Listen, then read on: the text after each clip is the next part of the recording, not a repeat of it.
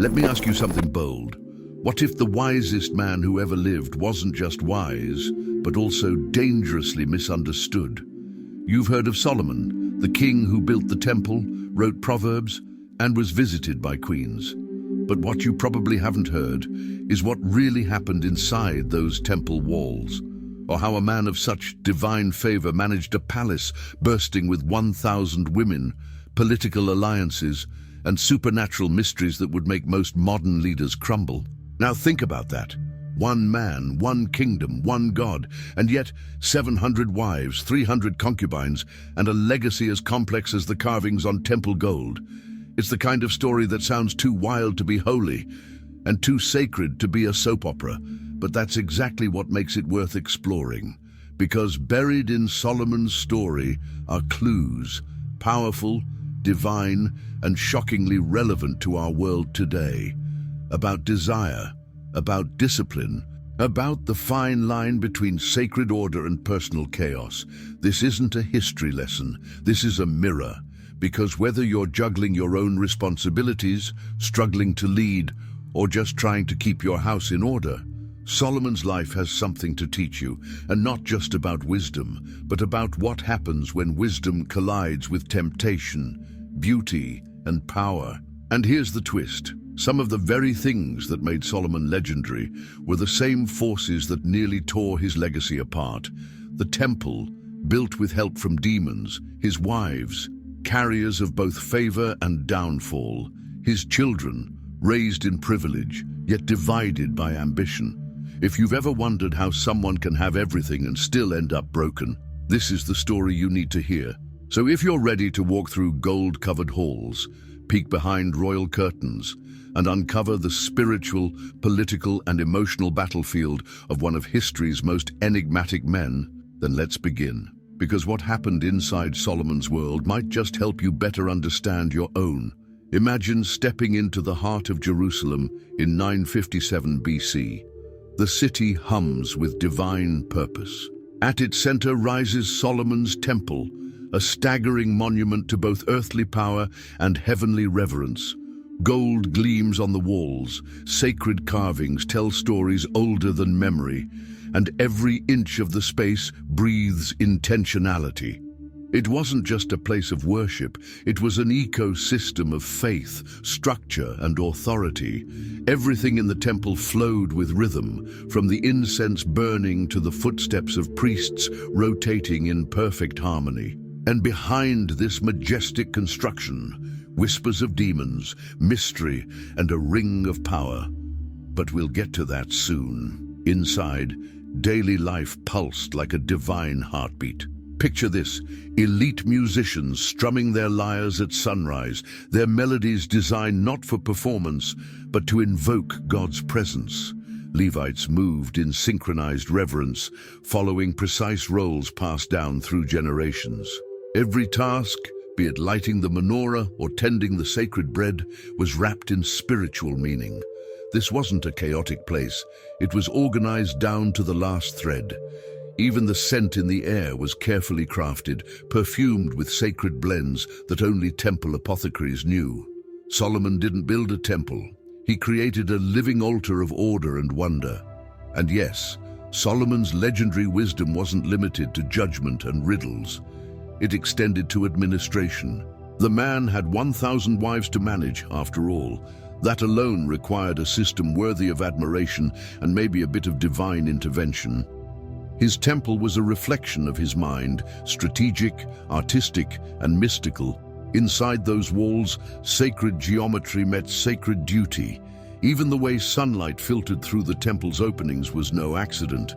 It all spoke of a ruler who understood that worship wasn't a moment, but a lifestyle, one woven into the very walls of daily routine. You could say Solomon created one of history's first spiritual corporations. There were hierarchies, promotions, inspections, and even disciplinary systems. The priests were like managers of sacred operations, rotating by families on strict schedules. Everyone had a role. Even the water carriers were selected with care. These weren't just temple helpers, they were gatekeepers of purity. To step into that world was to step into something bigger than oneself. And if you messed up, well, let's just say repentance wasn't optional. It was ritualized and public. But the most fascinating layer wasn't the gold or the grandeur. It was the intersection of faith and function. Solomon's temple showed how spiritual life can be embedded in daily structure. Want to bring that into today? Think of it this way. If your daily routine had just one sacred moment, maybe a psalm at sunrise, a quiet reflection before work, or lighting a candle at night, how different would your days feel? Structure, when aligned with purpose, doesn't confine us. It liberates us to meet the divine even in the mundane. Of course, life in Solomon's kingdom wasn't just about sacred rituals and golden halls. Behind the veil of incense and order lay another powerful engine, the royal harem, a city within a city where beauty, politics, and strategy danced in secrecy. And in that hidden world, 1,000 women weren't just waiting, they were playing a game of influence, survival, and seduction. Behind the grandeur of Solomon's temple, tucked within the palace walls, existed a realm just as complex, the royal harem. With 700 wives and 300 concubines, it wasn't just a place of romance or desire, it was a political chessboard. Every woman there had a backstory, a kingdom she represented, and a quiet ambition burning beneath her graceful exterior. These weren't just companions, they were diplomats in silk. Solomon didn't just collect lovers, he built alliances, securing peace and power one marriage at a time, and navigating all that. It took more than wisdom. It took strategy as intricate as any temple blueprint. Daily life inside the harem was anything but idle. This miniature kingdom operated with strict hierarchy and complex routines. Imagine an internal palace where every hour had structure.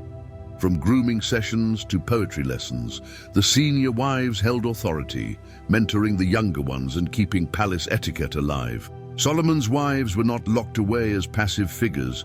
They were polished, trained, and politically aware. Some even whispered in the ears of visiting diplomats, shaping policy over tea and fine linen. This was diplomacy wrapped in perfume and pearls.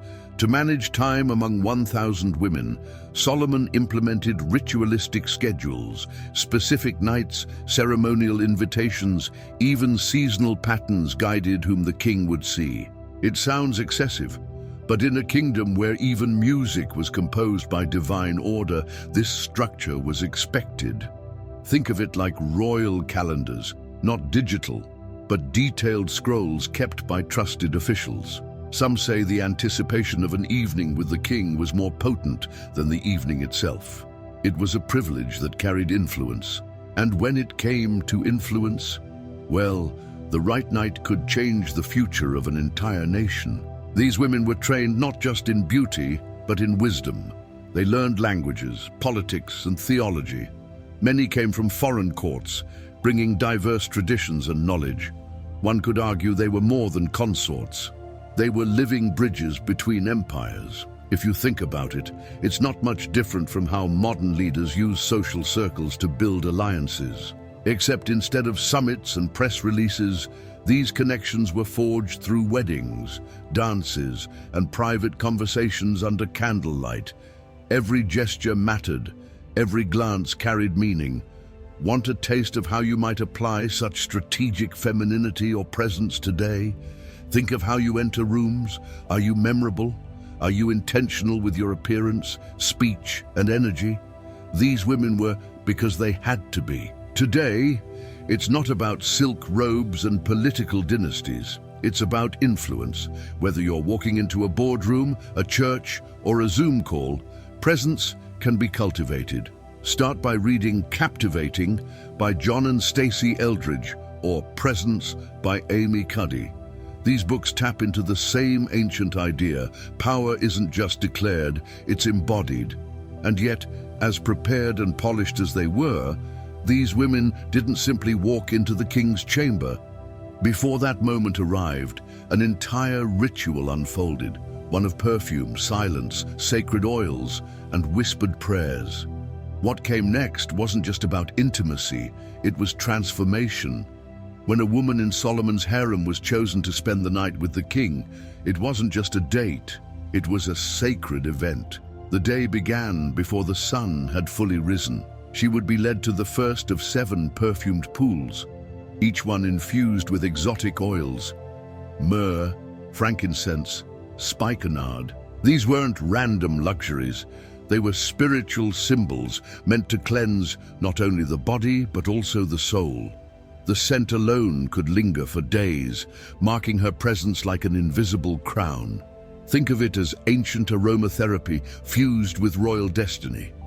After the baths, her hair would be delicately combed with ivory tools, a symbol of purity and power.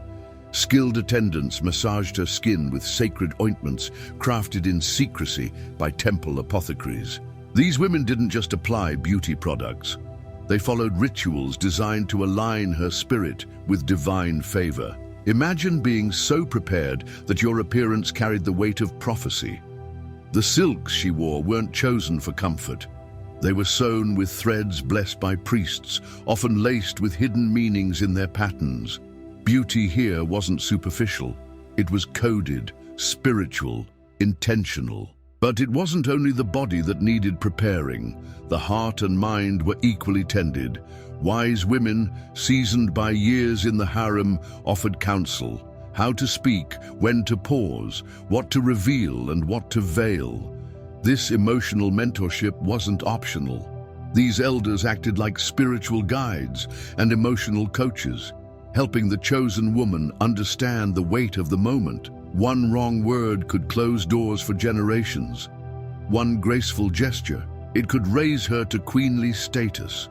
This wasn't manipulation, it was influence, honed like an art. There's a lesson here, even for us today. We often jump into opportunities without preparing ourselves inwardly. Think of it this way. Before your next big moment, a meeting, a date, an interview, what rituals do you follow? Are you aligned with your purpose, your identity, your presence? Take 10 minutes to prepare not just your clothes, but your spirit. Meditate, reflect, choose your words. You don't need a temple pool, but you do need intentionality. That's how influence is built, not by accident, but by alignment. And yes, Solomon, in all his discernment, didn't make these preparations optional. He knew that beauty without wisdom is empty, that seduction without spirit is fleeting. These rituals reminded everyone, including the king himself, that what was about to happen was more than physical. It was cosmic. The woman didn't simply enter his chamber. She stepped into history, echoing the weight of alliances and destinies yet unborn. The temple may have been Solomon's crown, but these moments, they were his legacy. Yet all this attention to preparation and seduction wasn't purely human. Rumors swirled through the palace that Solomon held a secret, one that allowed him to see beyond human charms, into the realm of spirits and shadows. What if his wisdom came not only from God, but from creatures we can't even see? They say Solomon wasn't just wise, he was otherworldly. According to ancient legends and texts like the Testament of Solomon, the king didn't rule alone. Hidden beneath his royal robes was a ring, no ordinary ornament, but a sacred seal inscribed with the name of God. With it, Solomon commanded demons. Yes, you read that right. Spirits, entities, beings that defied human comprehension. These weren't just ghost stories whispered in candlelight. They were woven into the foundation of the temple itself. Because according to these tales, demons didn't just torment, they labored. Imagine the scene. A host of supernatural beings forced into service by divine authority, cutting stones, moving materials, and revealing secrets of nature to Solomon. They weren't free to act on their own. The ring controlled them, binding their chaotic power to serve holy ends. One demon, for example, specialized in wind. Another knew the secrets of disease. Solomon, with divine permission, interrogated them like a celestial scientist, learning their weaknesses and their gifts. Sounds strange, maybe, but even today, many spiritual leaders and mystics believe wisdom often comes through strange, unseen trials. It wasn't all dark, though. Some accounts say Solomon used the ring not only to build, but to protect. Evil forces couldn't touch the temple while the ring was in his possession. It was a spiritual firewall, a barrier of divine authority. And you know what? There's a parallel here. Today, you might not have a golden ring with God's name carved on it, but you do have the word, scriptures, prayer, and discernment. These are the spiritual tools we're given to keep unseen forces in check. Want to dive deeper? Read Ephesians 6:10-18. That's your real armor. Solomon didn't just sit on a throne. He stood between realms. That's the real reason he was able to manage 1,000 wives, lead a powerful kingdom, and oversee temple construction without losing his mind. He was tapped into a higher dimension. He understood the stakes weren't just political or personal, they were spiritual. Demons weren't just myths to him, they were managed. They were interrogated. They were servants of a greater plan. And isn't that what real leadership is about? Taking what's chaotic and unseen and bringing it into order with purpose. Some scholars argue these stories were exaggerated over time, metaphors for Solomon's depth of insight. Whether literal or symbolic, the message remains powerful. Authority comes from alignment with the divine. And when you walk in purpose, even the darkest forces must serve the light. Think of that next time life feels overwhelming. What if your chaos was just raw material for something sacred? But all that power, the ring, the temple, the divine insight, came at a cost. Because while Solomon ruled over spirits, he also opened his doors to something more dangerous than demons, divided worship. And it didn't come from outside the palace. It came from the women inside it. Inside Solomon's harem, you didn't just hear Hebrew prayers. You heard Egyptian songs, Phoenician lullabies, and Moabite chants rising like incense from every corner. It was a cultural mosaic, alive, colorful, and complex. These 1,000 women weren't from the same place, nor did they share the same gods. They brought with them perfumes, spices, fabrics, and altars. Over time, Solomon, perhaps out of love, diplomacy, or sheer curiosity, allowed these foreign gods to find a place in Jerusalem. And with every new idol came a shift in the kingdom's spiritual balance. Temples to Chemosh, Molech, Ashtoreth, names that never belonged in Israel, began to dot the outskirts of the city. Solomon, once the builder of the temple, now sponsored shrines to other deities. This wasn't just personal compromise, it was national confusion. Imagine the average citizen, one day offering sacrifices at Solomon's temple, the next passing by a high place dedicated to a fertility goddess.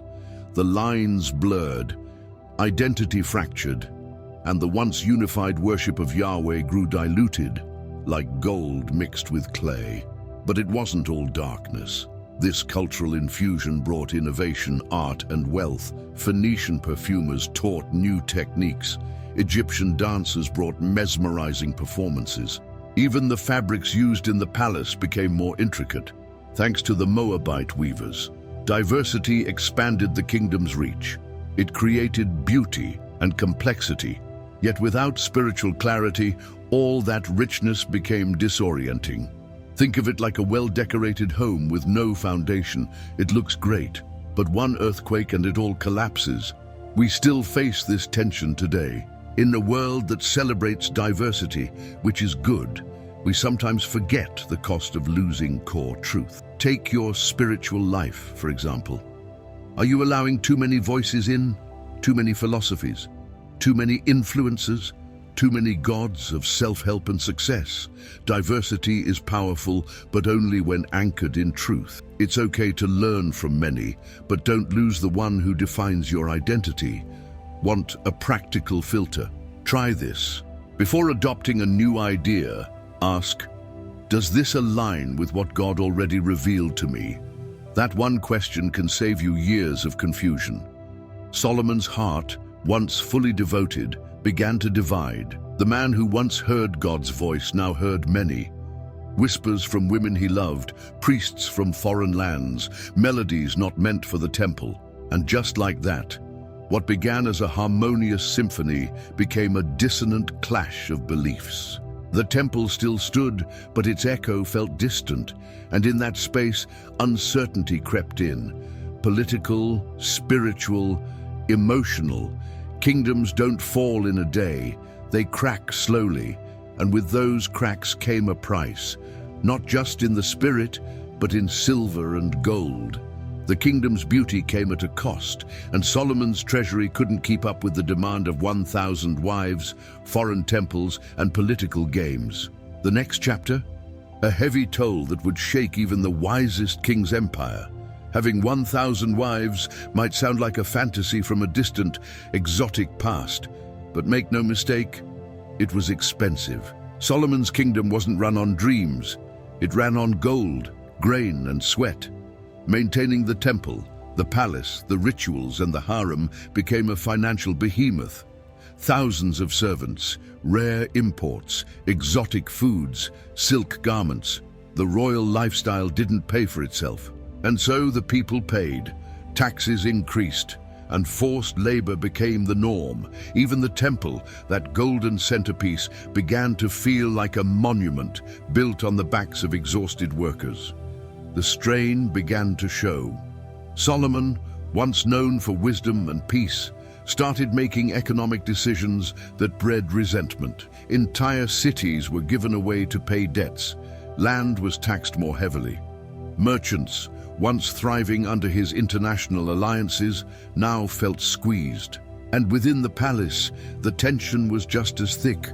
Wives began forming alliances, quietly maneuvering for influence, not just for themselves, but for their children. The harem became a battlefield of veiled power plays and silent rivalries. The throne might have belonged to Solomon, but many hands tried to steer it. Politics, too, became a web of compromise. Foreign wives wanted their customs respected. Local officials wanted stability. Prophets demanded spiritual fidelity. Solomon stood at the center of it all, a man with divine insight, now caught in very human chaos. And here's the kicker: even the temple, which once symbolized God's presence and provision, began to feel hollow. Not because it lacked beauty, but because the heart behind it had shifted. When purpose gets lost, even gold becomes heavy. There's a lesson in this for anyone managing multiple demands. You don't need 1,000 wives to feel pulled in every direction, just a few unchecked obligations. Emotional debts or unsustainable dreams can do it. Are your responsibilities aligned with your purpose, or are you overcommitted to things that no longer serve your calling? Want a tool to assess this? Try writing down every major obligation in your life, and beside it, answer, does this multiply my peace or divide it? Be honest, even kings need to prune. By the time Solomon was older, the cracks in his empire weren't just visible, they were loud. The people groaned under the weight of his decisions. His inner circle grew divided, and the harem, once a symbol of glory, now became a stage for manipulation. Some women pushed their sons toward thrones they weren't promised. Others whispered policies into the ears of stewards and generals. Influence didn't sleep, and neither did ambition. But amid the political whispers and economic burden, another legacy began to form. The children, born of different mothers, shaped by diverse cultures, and each one a contender for legacy.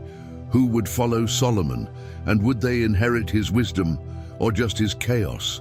Inside the walls of Solomon's harem, the true legacy of the kingdom quietly took shape: the children.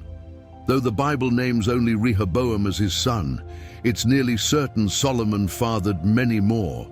With 1,000 wives and concubines, how could he not? These weren't just royal babies, they were the future. And every mother knew it. Education in the palace wasn't casual, it was curated. Each child received elite tutoring, tailored not just to elevate their intellect, but to prepare them for power, language, history, diplomacy, warfare. Nothing was left to chance. Tutors were brought in from all over the empire, Phoenician scribes, Egyptian mathematicians, and Hebrew priests. The idea was simple: give each child a world-class mind. But behind that noble goal simmered fierce competition. Mothers vied for the best tutors, the best schedules, the most visibility. After all, the more favored a child became, the more secure his mother's place in the palace. It was a quiet war, fought with gifts, gossip, and influence. One wrong move could exile a child to the shadows, one favor from the king. That could shift the future. Some sons were groomed to rule, others were trained for diplomacy, priesthood, or even military leadership. But let's be honest, not everyone was cut out to wear the crown. While some children inherited Solomon's sharp mind and spiritual depth, others inherited only entitlement. And isn't that true in our own world? Talent alone doesn't make a leader. It takes discipline, humility, and the right environment. Think about your own life. Who's shaping your thinking? Who's mentoring you? You don't need palace tutors. You just need intention. Start with books like The Making of a Leader by J. Robert Clinton, or Disciplines of a Godly Man by R. Kent Hughes. The tragedy was that all this education didn't prevent division. The children, influenced by different mothers, cultures, and ambitions, grew into rival factions. Some aligned more with foreign traditions, others with Hebrew heritage. It was diversity without unity. And when Solomon passed, all the hidden cracks became earthquakes. Rehoboam took the throne, but he lacked his father's wisdom, and the kingdom soon split. Generational wealth had been passed down, but generational wisdom, that's where the chain broke. You see, Solomon built an empire of power, art, and intellect, but without consistent alignment to the God who gave him the throne, that empire couldn't last. And that's the lesson.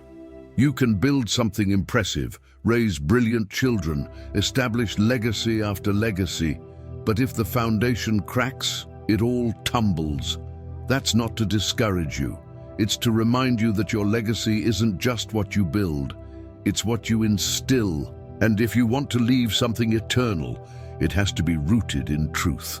And now that you've walked through the secret corridors of Solomon's temple, the chambers of his harem, the mysteries of his ring, and the echoes of his children, there's one more thing to understand. The full picture, the human story, the heart of what this life really means, begins with how we look at all of it. So now that you've seen the gold, the rituals, the 1,000 wives, and the shadows behind Solomon's crown, let me ask you something real. What are you building? A legacy? A family? A dream? Or maybe just trying to keep everything from falling apart? Because if Solomon, the wisest man to ever live, could lose his way without even noticing it, what makes us think we're safe, just coasting through life without divine direction? This story isn't just ancient history. It's a wake-up call. Where are you compromising? Where are you overextending? Who's shaping your influence, your children, your faith? And here's the hardest question. Have you filled your temple with rituals and routines, but left God outside the door? If any part of this journey stirred something inside you, good. Let it. Let it lead you to change something. Ask yourself, what's one part of my life I can realign with truth today? Maybe it's your schedule. Maybe it's your relationships. Maybe it's your spiritual discipline. Whatever it is, don't leave this video inspired but unchanged. Use this wisdom, live it, share it. And hey, if you found value in what you've just experienced, don't keep it to yourself. Subscribe to the channel. Hit that notification bell, because we're going deeper into truths like this, stories most people overlook, but that carry powerful lessons for today's world. Join the community of people just like you who are waking up to a richer, wiser, more grounded life. Now tell me, what part of Solomon's story challenged you the most? Drop it in the comments. I want to hear your voice.